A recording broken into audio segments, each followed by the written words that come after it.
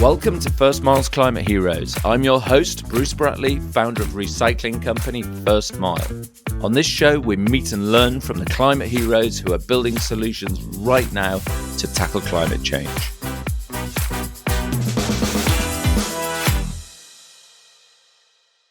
We're drowning in plastic, and there will be soon more plastic in the ocean than fish. Plastic takes thousands of years to degrade, and microplastics are everywhere and causing problems. A new generation of activist consumers concerned about the environmental impact of plastics has emerged, and they want packaging and product to become plastic-free. And businesses and producers are starting to listen. But it transpires that nearly everything we've been told about plastics is either wrong or wildly inaccurate.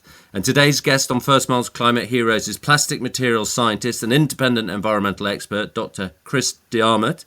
Chris has spent thousands of hours of his own time trying to balance the emotive subject of plastic with scientific facts.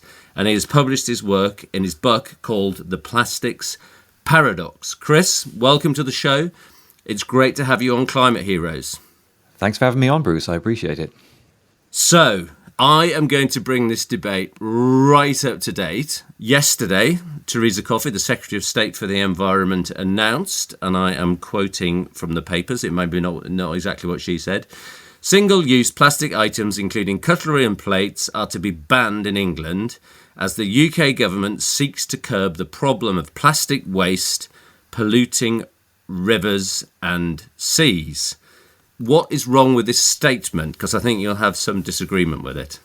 Well, the first thing to say is I'm independent. I've done all this work unpaid, as you mentioned. So all I care about is the truth. I'm not about defending plastics or any side. A real scientist reads everything, which is why I read 3,000 papers to find the truth. And then you make up your mind after you've seen the evidence.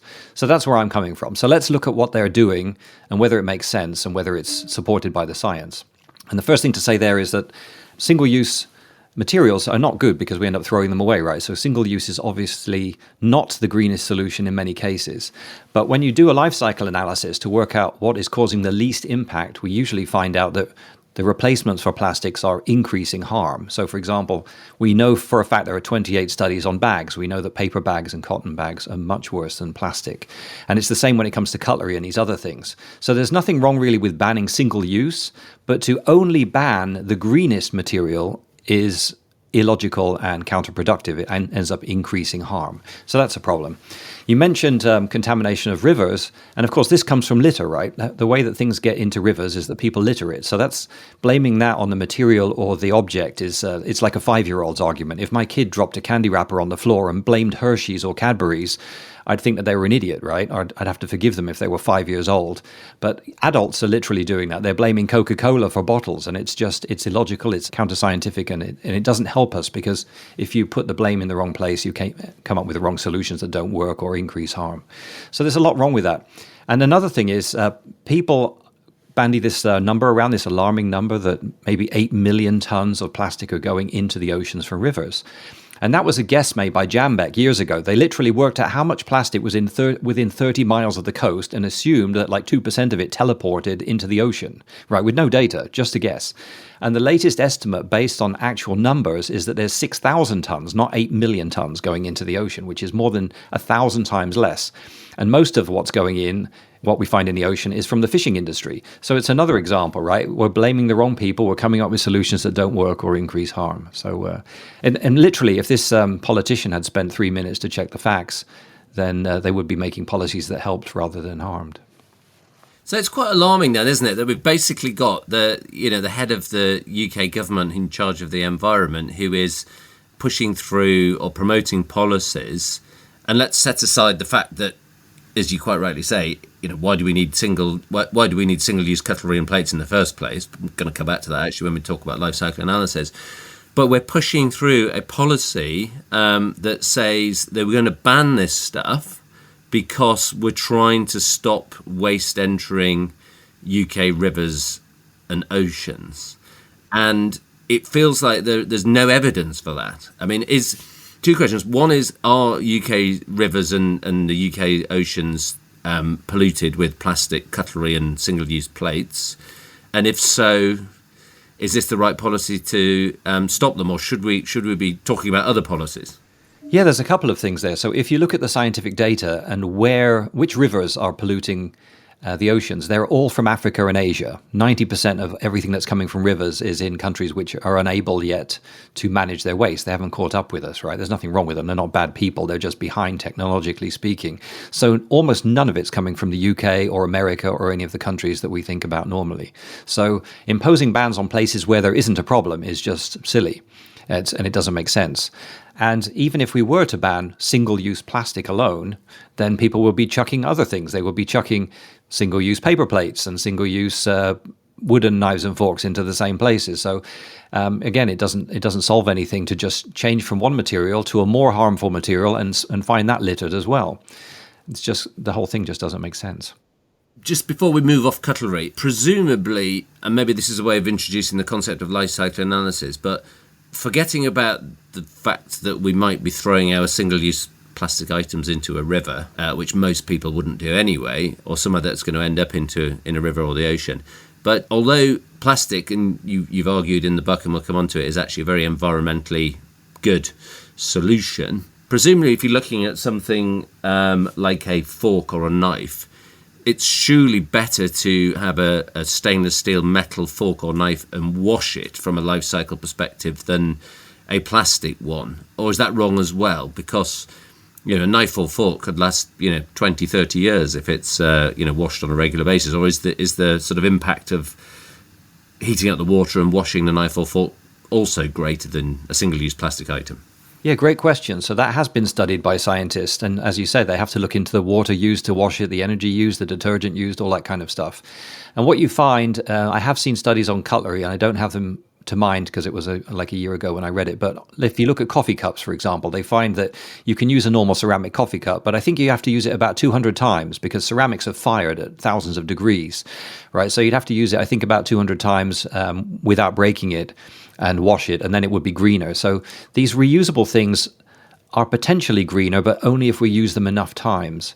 And they've made this mistake with plastic bags. There are 28 studies, as I said, showing the single-use plastic bags are the greenest option, greener than cotton or bioplastic or paper. The other green option would be a reusable plastic bag, these blue ones we get from IKEA, for example. But only if you reuse them a lot of times, right? Because they're much thicker plastic.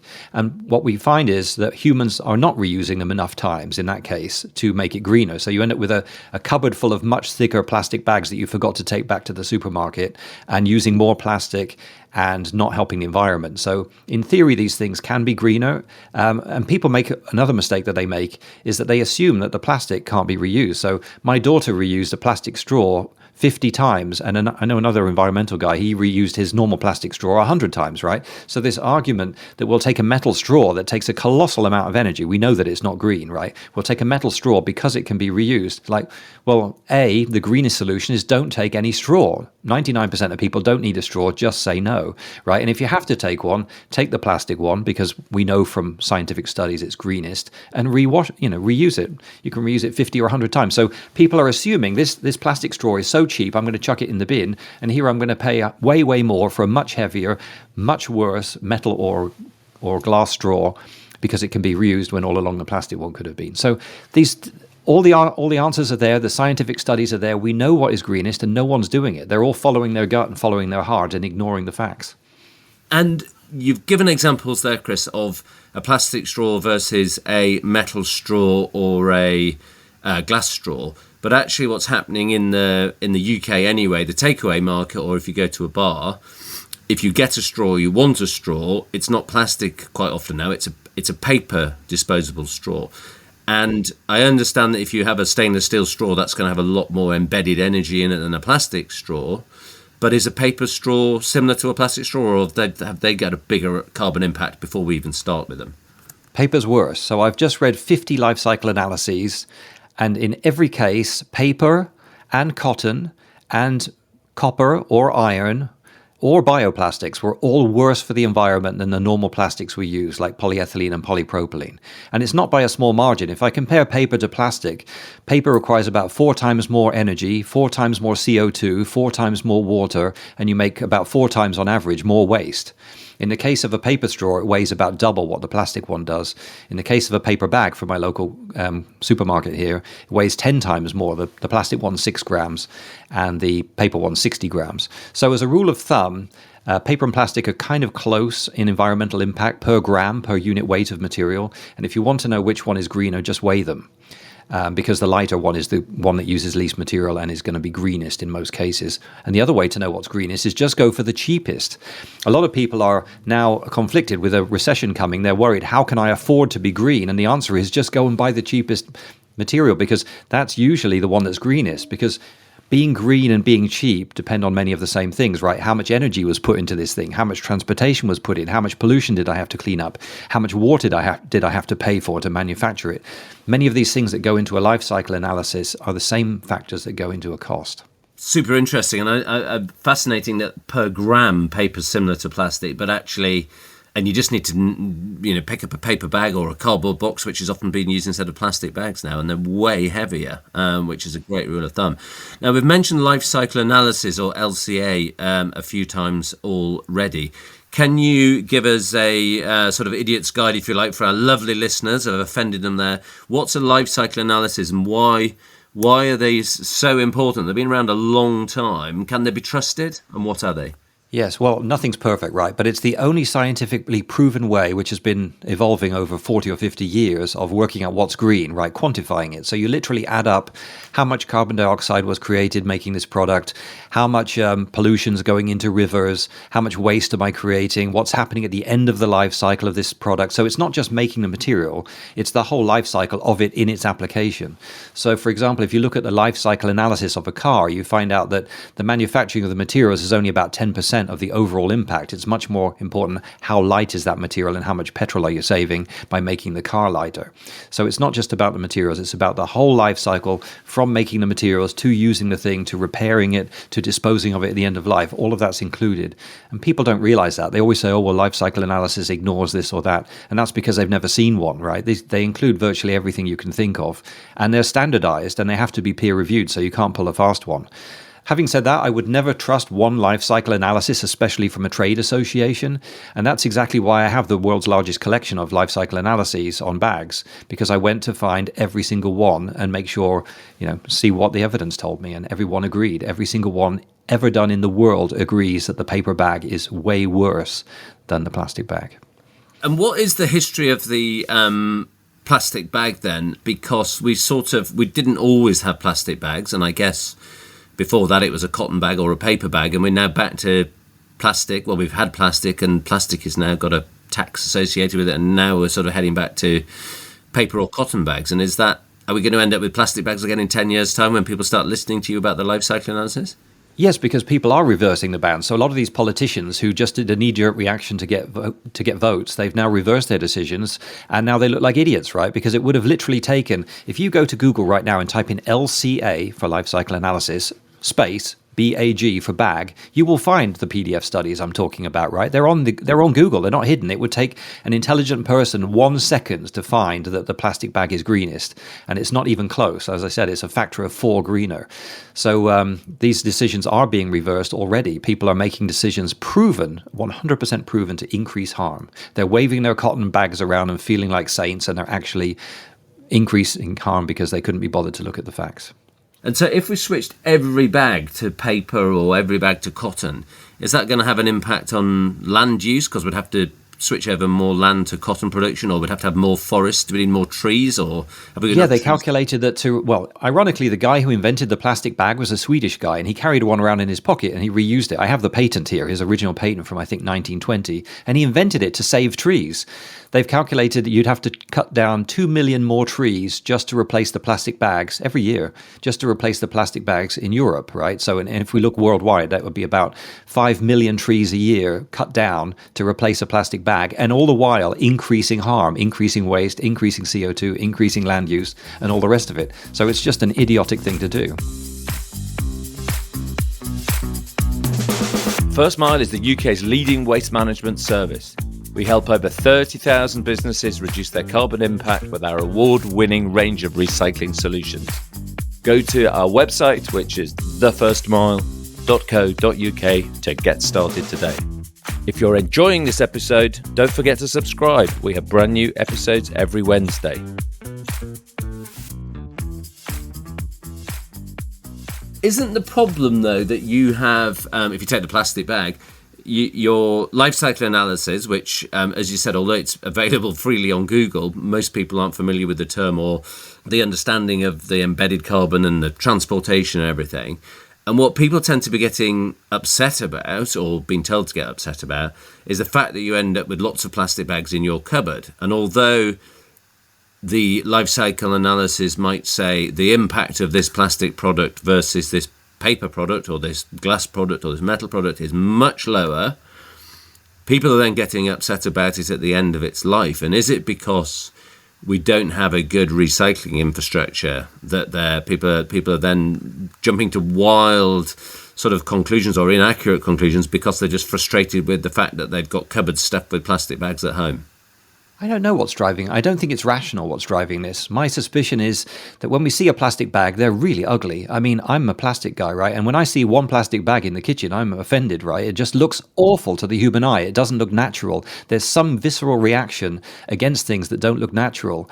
And so I think there's some irrational demonization of plastics going on just by the fact that this doesn't strike us as something that's I mean, if you look at, leaves when they fall off a tree, that's called tree litter. Did you know that? That's the proper word for it. It's tree litter, right? It's leaves are called litter, but they don't offend us, right? I can look out of my window and go, look at all the beautiful brown and golden leaves, and fall is here again, and what a lovely thing. Let's go for a walk in the park with my wife, right? But when you see, one plastic bag in the kitchen, you're just mortally offended by it, even though they're both litter. And so I think there's something going on there that people are. And this has been scientifically proven, right? There's a guy called Jonathan Haidt who's very famous, and I have some of his books behind me on the shelf here. And he's got a model of a rider and an elephant. So this is how human beings actually behave. We like to think that we're rational. But the human being is like an elephant with a little person on the back, right? And the elephant's actually steering, but the person wants to think that they are, right? And so this is how human beings behave. I meet you, and I decide in a millisecond that I like you or I don't like you, and then I rationalize afterwards why I had that gut reaction. And this is how we're actually operating all day long. People see this piece of ugly plastic, they feel it's ugly, and that ugliness is correlated with evil as well, right? So they think it's ugly, they think it's evil, and then they make up reasons why they don't like it, when in fact there is no logical reason. Interesting. So maybe you're trying to sort of correct the world view through the science and rationality that plastics are actually a very good environmental product, when I am the problem and the recycling and waste industry is the problem, because actually if it was easy to recycle plastics, then maybe that ugliness and that problem would go away. Because if someone has a paper bag or a cardboard box or a glass jar or a metal can, it can be more easily recycled than many, particularly flexible plastics like plastic bags. And you think if the recycling industry caught up, which it is doing, but it is still a long way behind, and there's still only about less than 20% of plastics that are recycled in the world. Do you think if the recycling industry caught up, then much of this demonization of plastics would fall away? Or do you think we've just it's so embedded in culture now that plastics are bad that it'll never go away now? Yeah, this is a big red herring. The whole recycling thing is a giant red herring, and it has nothing to do with litter, right? I've never seen a single study that said, okay, I'm walking down the street, I'm thinking about dropping my soda can or my bottle on the floor, and then I suddenly have an epiphany. Oh my God, this is being recycled at 20% instead of 40% or 60%. There's no correlation with people's littering behavior. 81% of litter is dropped intentionally by people behaving badly, and then they turn around and blame the litter because they can't look at themselves in the mirror and blame the person who's actually at fault. And so that's a misconception. It doesn't matter what the recycling rates are, littering won't change. The only thing that does change it is putting a deposit on the item and making it too expensive for the people to want to drop it on the floor. And that's been proven to work with a deposit scheme. So that's one thing to know. You also brought up that the one weak point of plastics is the current recycling rate. And there's a fundamental reason why it's low. And the simple reason is you can't make money doing it.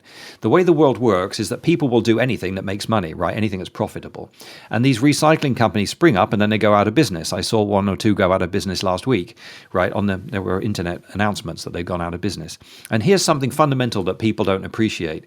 If you read a book, I have it behind me here, about materials, all materials, you find out that the most hideous materials for the environment are platinum, palladium, and gold. Right? They consume incredible amounts of energy, huge amounts of waste. You throw almost everything away and pick a little nugget, right? And what else do we know about platinum, palladium, gold? They're incredibly expensive, and you always recycle them and you never throw them away.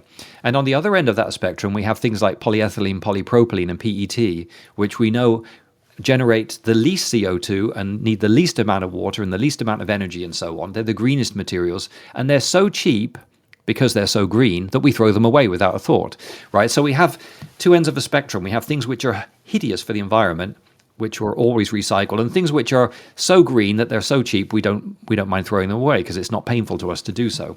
And so this argument that plastics are bad because the recycling rate is low and that the industry has scammed us or something, it's just not true. If people could make money doing it, they would. And the way to make it profitable is companies like Unilever and Nestle are saying, look, I guarantee to buy this much recycled plastic at this price for this period of time. And now the recycler can put in a factory knowing they have a customer waiting at a price where they're profitable, and they can build a business case and go ahead. So the reason plastics are not recycled more is that they're so green and they're so cheap, and it's not really economically worth it. It's as simple as that. And there is a paradox there. I mean, amazingly interesting. And do you think the technology is there from, you're a polymer expert, as you said, a plastics guy. Do you think all of the technology or most of the technology is there for recycling plastics and it's just a case of economics?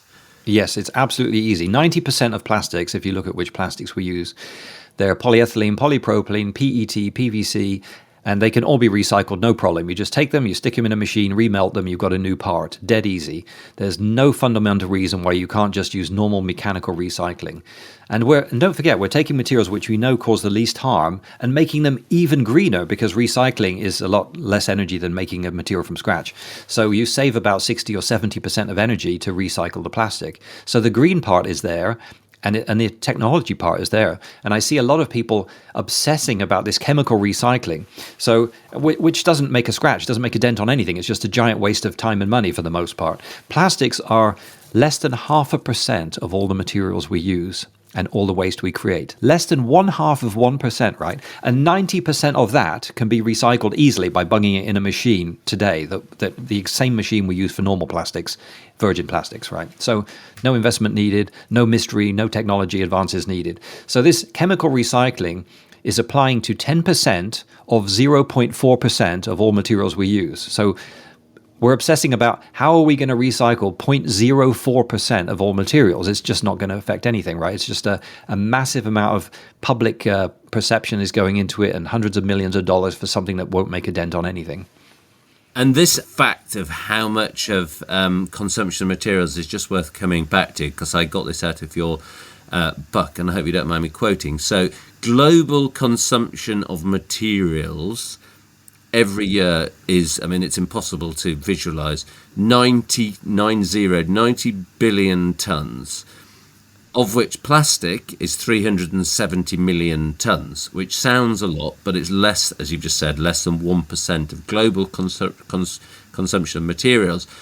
But the interesting thing of that 90 billion tons is the largest proportion is ceramics, which is dominated by concrete, which is massively energy intensive to produce.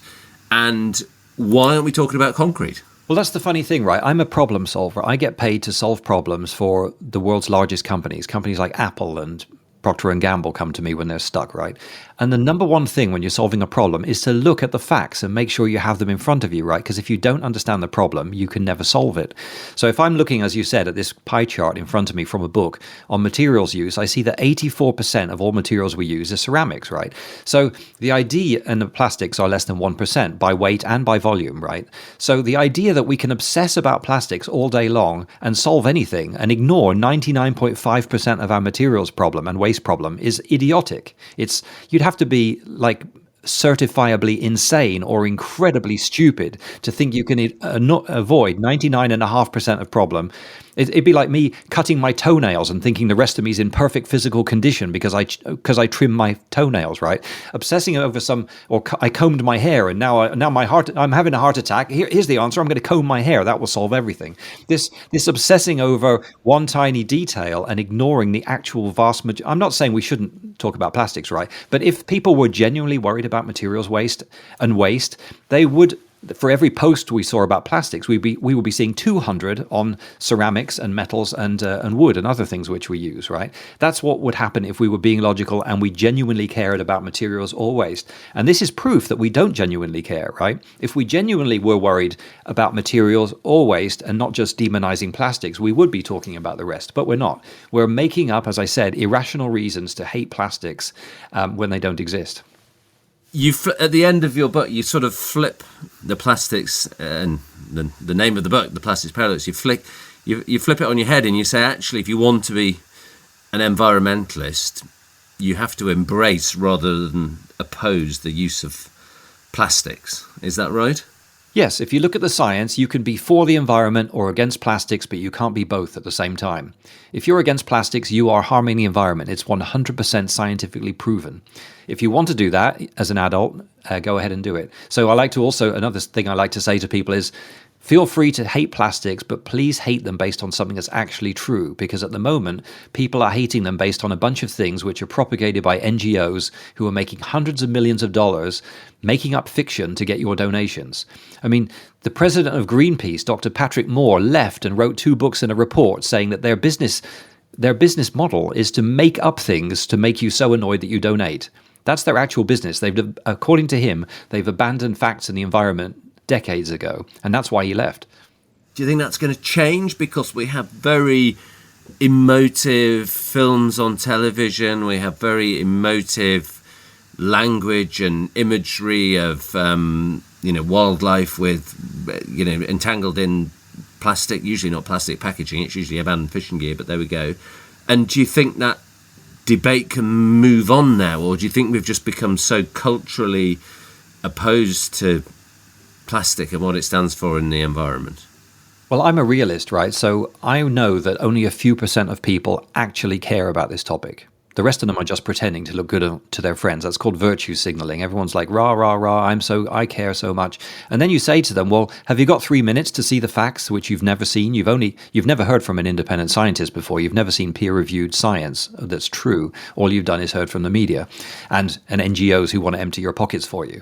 So, and then they say, no, I haven't got time. And you say, oh, so how much did you really care? I've spent 3,000 hours checking this and you haven't got 3 minutes to even glance at the numbers?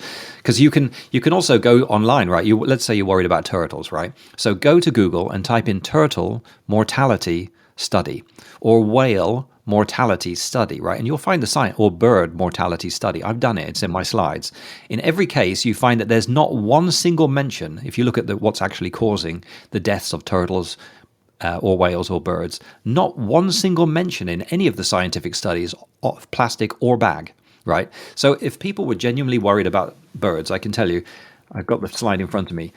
There are 100 million birds killed every year in America by cats, right? So if you actually cared, and no mention of bags whatsoever, it's 0, or it's so close to 0 you can't measure it, right? So if anyone was really worried about birds, they would put a bell on their cat, right?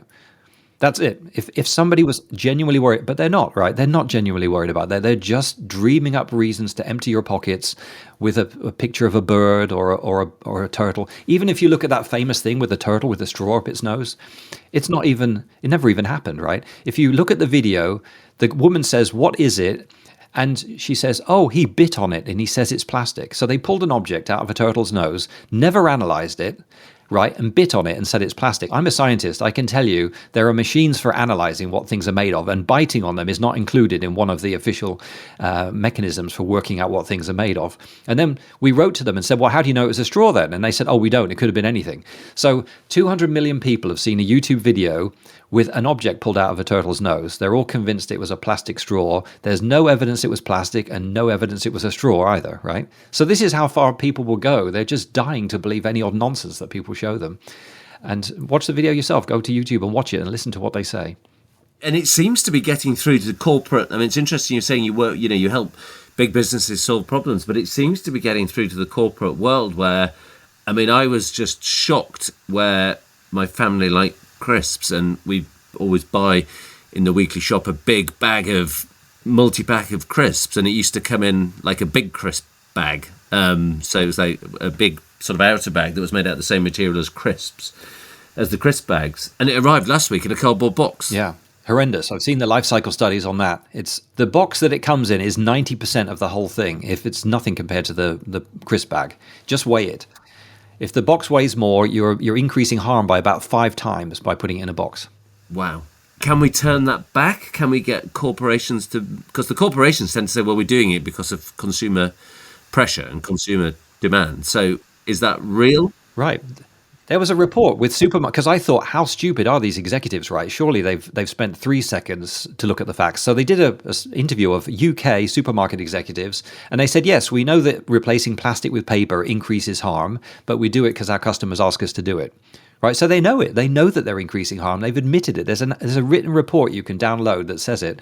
But as long as customers are fed nonsense, right, they're misled by NGOs who are enriching themselves from fiction, right, as long as the customers believe this stuff and don't spend 2 seconds to check it, they will keep demanding. The politicians will do whatever the voters want, right, which is the customer.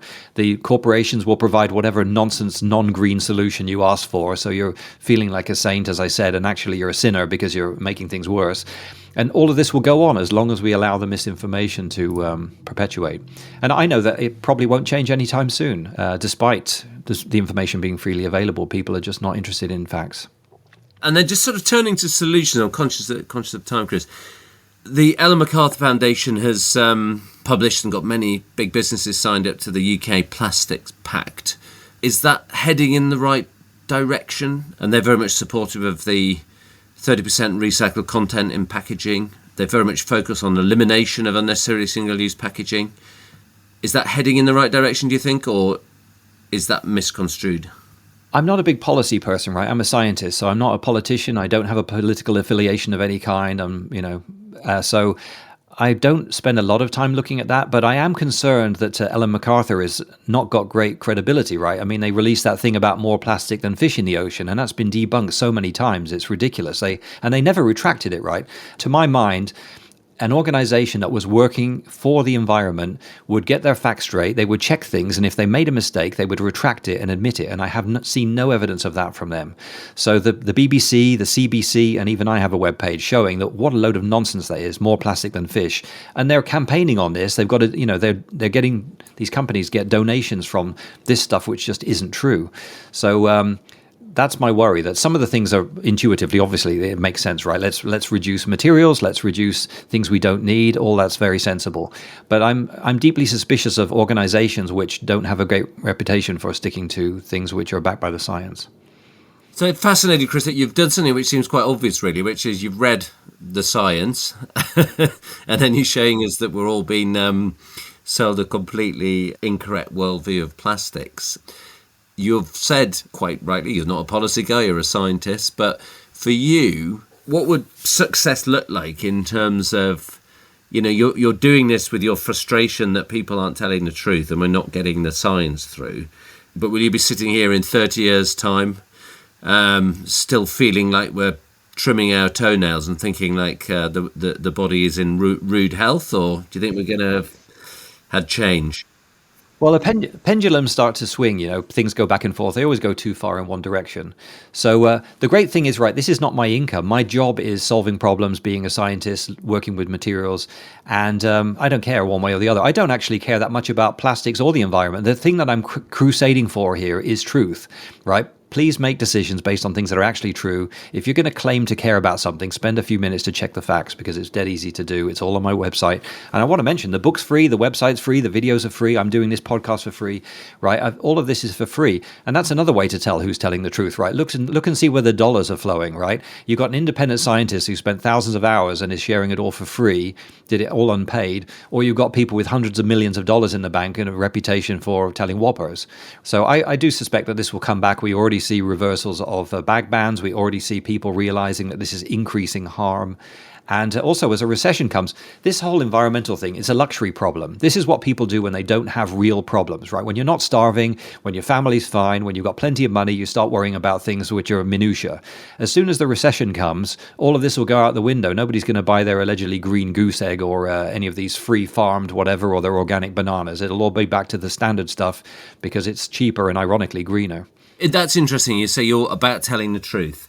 Extinction Rebellion, who were on the show earlier, they've got 3 demands. The first one is tell the truth. Are they telling the truth about plastics? Do you know? I haven't looked at theirs particularly. What are they saying? Are they spouting the normal nonsense that it doesn't degrade and that it's more plastic than fish and all of that? Or I don't know either, but I'm going to check it out because they've got 3 demands. One of them is tell the truth. So it would be interesting if they're aligned in terms of where their position on plastics are as well. But I will go back and check. I've written to Ellen MacArthur, I've written to the World Wildlife Fund, and I've written to Greenpeace. I've got pages showing the things that they're saying which are anti-scientific and just not the case. And none of them have replied to the many people I've written to. None of them have updated anything. They've got just giant whoppers, in my opinion. According to the science, the things they're saying are just complete nonsense, disproven by hundreds of scientific articles. And it's sitting there right next to a donate now button, and they show no inclination to remove it. So that tells me pretty much where their motives are aligned. And then, interestingly, you say you're a warrior for truth. You know, what's coming next? So you say you're not particularly interested in the environment or plastics, which is a good point when you're a scientist searching out truth. Is there something else that you're working on that you can share with us? Is there another truth campaign that you have? There's all kinds of things. I mean, I see people talking about gender equality, for example, and these people are off, again, getting giant amounts of money by making people annoyed about things which are just not true. So if you look, for example, they're wondering why there are not more women in science, right? And that's been known for years, right? So there was a study of 500,000 people across 67 countries, more than one study.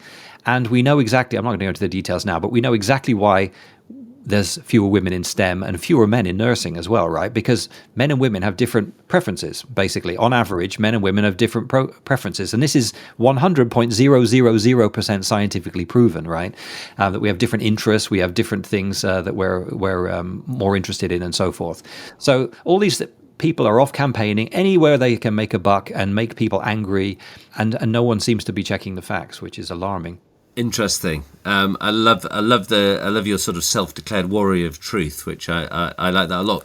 Chris, it's been absolutely amazing talking about plastics, and we didn't really have enough time to do it justice. And I would highly recommend anybody and everyone that listens to this show is definitely interested in plastics waste, plastics recycling, and the impact of plastics to go to your website, which is...